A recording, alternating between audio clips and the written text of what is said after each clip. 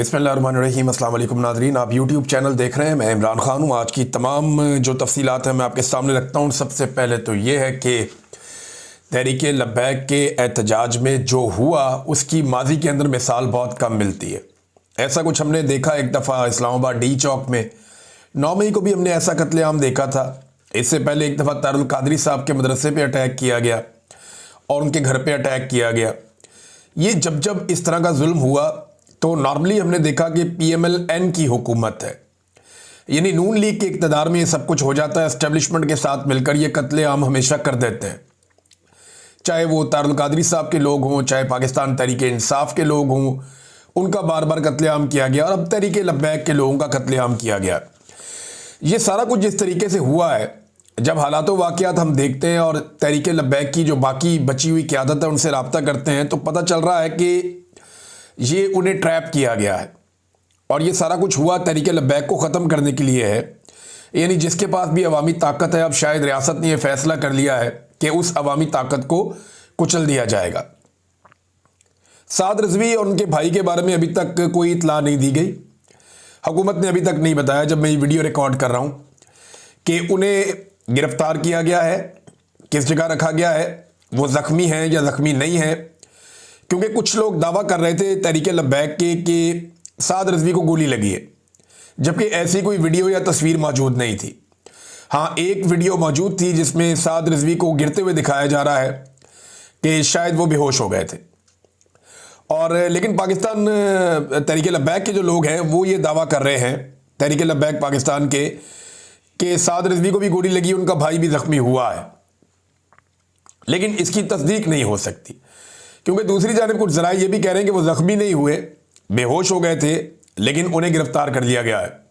कोई 25-30 के करीब लोग पहुंचे थे सिक्योरिटी फोर्सेस के, उन्होंने घेरा डाल के अचानक सुबह के वक्त ऑपरेशन तेज़ किया था और वहाँ से जो मरकज़ी क़यादत है उन्हें गिरफ्तार करके ले गए। जबकि वहाँ जो मनाजिर हमने देखे उसमें बहुत सारी लाशें नजर आईं, गलियों के अंदर लाशें पड़ी हुई हैं। ऐसा दिखाई दे रहा था, लोग उठा उठा कर लेकर जा रहे थे बंदों को।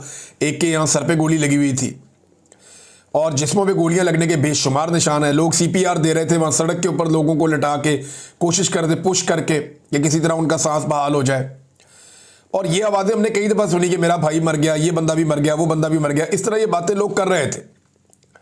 सड़क के ऊपर जब पुलिस वाले मौजूद थे तो 6-7 लाशें तो उस वक्त वहाँ पड़ी हुई थी। तो ऐसा नहीं है कि हुकूमत कहे कि 3 लोग जांबाक हुए हैं इस सारे मामले में तहरीक लब्बैक के, ये भी गलत है, ये अदाद-ओ-शुमार भी गलत है। साद रिजवी ने यह कहा था, अपने जो आखिरी बयान दिए उनमें से एक बयान में साद रिजवी ने कहा था, जी हमसे लाशें छीन ली जाती हैं, हमारे जख्मियों को अस्पताल भी नहीं पहुंचाया जाता, तो लाशें छुपाई जा रही। इससे पहले यह शिकवा 26 नवंबर 2024 को पाकिस्तान तहरीक इंसाफ ने भी इस्लामाबाद में किया था। अब वही बात जो है वो तहरीक लब्बैक भी कर रही है, जबकि हुकूमत का यह कहना है कि ऐसा कुछ नहीं है। मुझे ज़ाती तौर पर नाज़रीन तहरीक लब्बैक की सियासत से और उनके नज़रिए से, उनकी चीज़ों से इख्तलाफ रहा है और मैंने हमेशा उन पर खुलकर तनकीद भी की है। यानी मुझे धमकियाँ भी आई, मैंने खुलकर तनकीद की, मुझे परवाह नहीं है इस बात की, मगर मैं जुल्म का हमायती नहीं हो सकता। ये उनके साथ जुल्म हुआ है, जबर हुआ है। जिन लोगों पर गोलियाँ बरसाई गई हैं वो लोग निहत्ते थे और दिखाई दे रहे हैं, और पुलिस वाले जो है वो दिखाई दे रहे हैं कि सीधी गोलियां चला रहे हैं। अब बाकायदा इसके विजुअल मौजूद हैं कि पुलिस वाले स्ट्रेट फायर मार रहे हैं। लेकिन इस जमात को अगर ख़त्म ही करना था कि एस्टेब्लिशमेंट ने सोच लिया था कि अपने तहरीक लब्बैक को कुचल के ख़त्म कर देना है, तो और बात सरे मौके थे। लेकिन आप गौर कीजिए कि पाकिस्तान की मिलिट्री एस्टेब्लिशमेंट ने एक तीर से 2 शिकार किए। नंबर 1, तहरीक लब्बैक को कुचल के ख़त्म कर दिया, अपने तौर पर तो उन्होंने ये कर दिया। अब देखते हैं तहरीक लब्बैक दोबारा खड़ी होती है, हो पाती है, क्या करेगी। नंबर 2, उन्होंने इसराइल को और अमेरिका को भी एक पैगाम दे दिया कि देखें, हमने जो पूरी दुनिया में कहीं नहीं हुआ वो हमने पाकिस्तान में कर दिया। अभी जब मैं आपसे बात कर रहा हूं तो इन दिनों में भी पूरी दुनिया के अंदर लगातार एहतजाज हो रहे हैं जो इसराइल ने किया उसके खिलाफ, और फ़लस्तीनियों के हकूक़ के अंदर लगातार दुनिया में एहतजाज हो रहे हैं। मगरबी ममालिक में एहतजाज हो रहे हैं। बरतानिया में कोई 2 लाख लोग निकले हैं, साउथ अफ्रीका में निकले हैं, यूरोप में निकले हैं, तो पूरी दुनिया में एहतजाज हो रहे हैं। गोलियां सिर्फ पाकिस्तान के अंदर एस्टेब्लिशमेंट ने लोगों के ऊपर चलाई हैं। ये अमेरिका और इसराइल को एक बड़ा वाज़े पैगाम है कि हमारे यहाँ पे जितनी भी रेजिस्टेंस होगी हम उसी तरफ खड़े हैं जहाँ पे डोनाल्ड ट्रंप साहब फरमाएंगे। वहां पे खड़े हो जाएंगे। ये एक बड़ा पॉजिटिव जेस्चर दिया गया है डोनाल्ड ट्रंप को कि कुछ भी हो जाए, हमें लाशें गिरानी पड़े, कोई परवाह नहीं है, हम इस मामले पे पीछे नहीं हटेंगे, हम आपके साथ खड़े हैं। ऐसा लगता है कि उन्हें ये बता दिया गया।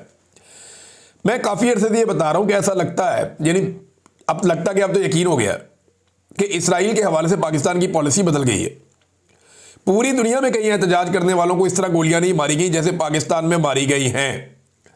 अब तहरीके लब्बैक को क्रश करता था तो कभी और भी कर सकते थे, लेकिन इस खास मौके पे उन्हें क्रश किया गया जब वो इसराइल की पॉलिसी के खिलाफ एहतजाज करने निकले थे और वो अक्सा का एक मार्च कर रहे थे और वो ये कह रहे थे कि फलस्तीन और इसराइल का मामला। तो यहां पे ये मानी खेद है कि इस वक्त जब उनके ऊपर अटैक किया गया तो ये पैगाम भी पहुंचाया गया जहां पहुंचाना था। मैं कुछ चीजें आपको और दिखा देता हूं कि पहली बार पाकिस्तान के नेशनल टेलीविजन चैनल्स पर पॉलिसी के तहत इसराइली पार्लियामेंट की कार्रवाई दिखाई गई। डोनाल्ड ट्रंप की वहां पर तकरीर और नेतन्याहू की खुशियां या उनकी सेलिब्रेशंस दिखाई गई एंड उस वक्त जब पाकिस्तान में फलस्तीनियों के हक में निकलने वालों की लाशें पड़ी हुई थी। यानी जिस वक्त पाकिस्तान में लाशें गिराई जा रही थी उस वक्त पाकिस्तान के national TV channels Israeli parliament की कार्रवाई दिखा रहे थे जिसमें नेतन्याहू की सेलिब्रेशंस चल रही थी और डोनाल्ड ट्रंप वहां से खिताब कर रहे थे। ये पॉलिसी में बदलाव नहीं है तो और क्या है? कोई ना माने तो उसकी अपनी बात है, सामने दिखाई दे रहा है। आप आंखें बंद कर लें तो आपकी अपनी मर्जी है, आप डर जाएंगे चले एस्टेब्लिशमेंट नाराज हो जाएगी तो आपकी अपनी मर्जी है, लेकिन ये पॉलिसी है, पॉलिसी बदल चुकी है। इमरान खान जिसको सारी जिंदगी पाकिस्तान की एस्टेब्लिशमेंट ने, उनके टाउटों ने और इमरान खान के सियासी मुखालिफिन ने इसराइल का एजेंट करार दिया, आज वो इमरान खान पाकिस्तान का सबसे मकबूल लीडर है, उसे पाकिस्तान के नेशनल टेलीविजन पे नहीं दिखाया जा सकता क्योंकि मिलिट्री एस्टेब्लिशमेंट का हुक्म है। लेकिन नेतन्याहू जिसके फैसलों ने बहुत तबाही फेरी गजा में और जिसकी जंगें बड़ी मशहूर हैं, अब उस नेतन्याहू को पाकिस्तान टेलीविजन दिखा रहा है, पाकिस्तान के टीवी चैनल्स दिखा रहे हैं। ऐसे कर लें, यानी इमरान खान को दिखाने पे पाबंदी है एस्टेब्लिशमेंट की जानिब से। इमरान खान की शक्ल आप नहीं दिखा सकते क्योंकि वो इसराइल का एजेंट ये कहते हैं ना उसे, लेकिन जो खुद इसराइल है उसको दिखा सकते हैं। पाकिस्तान में अब फलस्तीन का झंडा उठाएंगे, आपको मारा जाएगा, गिरफ्तार किया जाएगा, तशद्दुद किया जाएगा, लेकिन पाकिस्तान के टीवी चैनल्स के ऊपर इसराइल का झंडा दिखाया जा सकता है। प्रॉब्लम नहीं है। मनाजिर हमने अब देखे हैं, ऐसा नहीं है कि मैं अपने से बात कर रहा हूं, ये मनाजिर देखने के बाद मैं आपको एग्जैक्टली रिपोर्ट कर रहा हूं और साथ साथ आप ये तस्वीरें देख भी रहे हैं। ऐसा नहीं है कि मैं जुबानी कलामी बात कर रहा हूं। रियासत ने ना, नाज़रीन, ऐसा लगता है ये सारा कुछ पॉलिसी के तहत किया है। मैं फजल रहमान साहब को खबरदार करना चाहता हूं कि रेडी हो जाएं, आपकी बारी भी आने वाली है। यह रियासत हर उस ताकत को कुचल देगी जिसके साथ कुछ अवामी प्रेशर मौजूद है और ये आइंदा चलाएंगे पाकिस्तान को डंडे के साथ। डंडे के साथ हुकूमत बनाई जाएगी, डंडे के साथ हुकूमत गिराई जाएगी, डंडे के साथ हुकूमत चलाई जाएगी। यह आइंदा का फॉर्मूला। और जो भी पब्लिक ताकत रखता होगा या अवामी ताकत जिसके पास होगी उसको कुचला जाएगा और अब सिर्फ सरकार का डंडा चलेगा और कुछ नहीं होगा। जमहूरियत नाम की चिड़िया पाकिस्तान के अंदर अब कभी चहचहा नहीं पाएगी जब तक कि यह निज़ाम मौजूद है। ये नाम तो लेंगे जमहूरियत का, लेकिन जमहूरियत होगी नहीं। देखिए ना, जितना कत्लेआम पंजाब हुकूमत ने करवा दिया है, एक लफ्ज वो लोग नहीं बोले और अब बाद में कह रहे हैं जी अस्पताल में जख्मी नहीं है, कोई लाश नहीं है, कोई चक्कर ही नहीं है। वहां पे हमने खुद लोगों की लाशें गिरती हुई, जख्मियों को वहां पे ले जाते हुए देखा। अभी तो आप देखिएगा मनाजिर मजीद आ रहे हैं और सोशल मीडिया पे जो व्हाट्सएप के ऊपर भरा पड़ा है ऐसे मनाजिर से, तो वो तो हम दिखा ही नहीं सकते। वो तो सोशल मीडिया के ऊपर आग लग जाएगी जो चीजें व्हाट्सएप के ऊपर पड़ी हुई हैं। और तहरीके लब्बैक के लोगों के साथ जो हुआ है, वो जैसे जैसे थोड़ा इसमें से निकलेंगे तो वो बताना शुरू करेंगे कि उन्होंने क्या देखा और किस तरीके से उन्होंने चीज़ों को फेस किया। ये रियासत ने एक पॉलिसी के तहत किया, ऐसा दिखाई देता है। चंदाखोर मौलवी जो तहरीके लब्बैक के लोगों से चंदे बंदे खाते थे और उनके साथ बैठते उठते थे, उन्होंने कोई मजम्मत नहीं की। बहुत सारे मौलवी हैं चुप करके बैठ गए, बोले ही नहीं। जब ये इमरान खान के खिलाफ तहरीके लब्बैक काम कर रही होती थी ना एस्टेब्लिशमेंट की ईमा पे, उस वक्त वो सारे मौलवी पेश होते थे, आगे आगे होते थे। थोड़े दिन पहले एक मौलवी कह रहा था कि छोड़ें जी, कोई बात नहीं, वो खातून का मामला आप अल्लाह पे छोड़ दें, वो इसराइल को पसंद करती है या नहीं करती। इधर लाशें गिर रही थी, वो मौलवी बोला ही नहीं, चूं नहीं की उस मौलवी ने, चुप करके दुबक के बैठ गया। और बहुत सारे मौलवी हैं, नामों के साथ मुफ्ती लगाया हुआ है, लाशें गिर रही हैं, बोले नहीं। लेकिन पाकिस्तान तहरीक इंसाफ जो है, इंसानी हकूक की तंजीमें भी नहीं बोली क्या ये इंसान नहीं थे जो कत्ल हुए हैं। आप इनसे इख्तलाफ कीजिए, मुझे भी इख्तलाफ है, लेकिन वो रात भर चिल्लाता रहा बेचारा, तरले मिन्नतें करता रहा, वो ये कहता रहा कि यार खुदा का वास्ता वापस चले जाओ, रसूल का वास्ता वापस चले जाओ, तुम्हारी माओ का वास्ता वापस चले जाओ, मुज़ाकरात करने के लिए किसी को भेजो, हम वापस जाने के लिए तैयार हैं, हमें मत मारो। लेकिन रियासत ठान चुकी थी, आपको उनका मकसद पसंद नहीं, कोई बात नहीं, मगर कत्लेआम भी तो गलत है ना, वो नहीं होना चाहिए।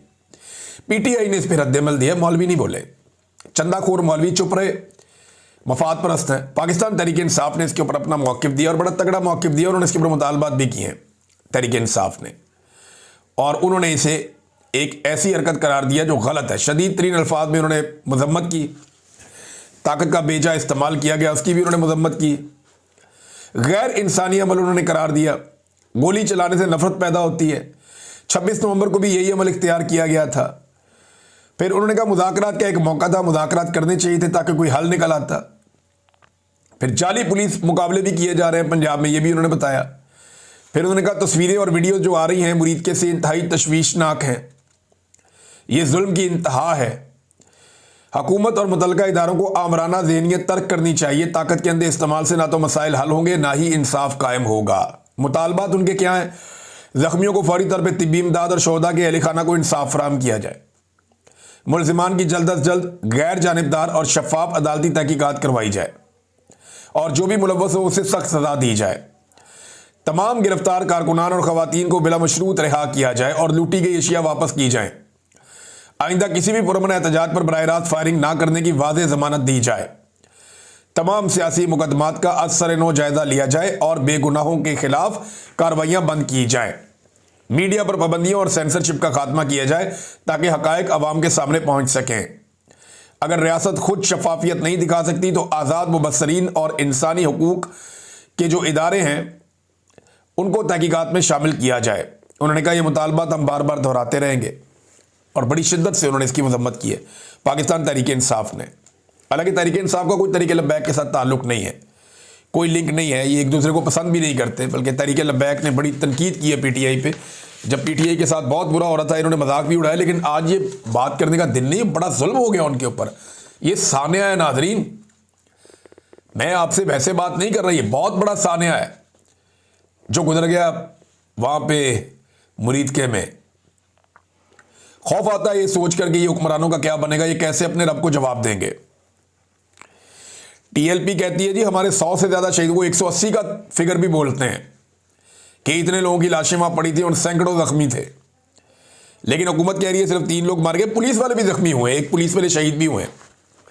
एक पुलिस इंस्पेक्टर के बारे में कहा जा रहा है, सब इंस्पेक्टर थे वो शहीद हुए हैं, और कुछ पुलिस वाले जो है वो ज़ख्मी भी हुए हैं। ये भी बहुत अफसोसनाक है, क्योंकि तहरीक लब्बैक के कारकुन आगे से मारते भी है ना, ये आगे से डंडे उठा के और पत्थर उठा के ये मारते हैं, तशद्दुद करते हैं वापस, लेकिन उन्हें घेर के इस दफ़ा मारा गया है। और उसके नतीजे में अगर दूसरी तरफ अगर देखा जाए तो नुकसान का जो फ़र्क है वो बहुत ज़्यादा है, इधर बहुत ज़्यादा नुकसान हुआ है तहरीक लब्बैक का। आईजी इस्लामाबाद की एक वीडियो आई है, ये आईजी साहब याद रखें, अली नासर रिजवी साहब, ये वीडियो आपका पीछा करेगी। आप उस जगह खड़े होकर सेलिब्रेशंस कर रहे थे जहाँ पे थोड़ी देर पहले लाशें गिरी थी और अभी लोगों ने लाशें उठाई भी नहीं थी। ये आपके हमवतनों की लाशें थी, यहाँ पे शोक का आलम होना चाहिए था, ना कि सेलिब्रेशंस का। आपको आइडिया नहीं है आपने कितनी बड़ी गलती की है। नाज़रीन, दूसरी बहुत बड़ी खबर पाकिस्तान के हवाले से, सुहेल अफरीदी वज़ीर आला मुंतखब हो गया। खैबर पख्तूनख्वा का एक नौजवान, 35 साल इसकी उम्र, इमरान खान ने कहा और वो वज़ीर आला मुंतखब हो गया। लेकिन इस्टेब्लिशमेंट के लिए एक और शिकस्त है, बार बार उन्हें शिकस्त हो रही है और अब उन्हें शिकस्त की आदत डाल लेनी चाहिए। जेल से बैठकर कैदी नंबर 804 ने कहा ये मेरा वज़ीर आला है। डीजी ISPR अपने इदारे का पैगाम लेकर गया और उन्होंने कहा नहीं हम नहीं मानते, और फिर वो वज़ीर आला मुंतखब हो गया। उसको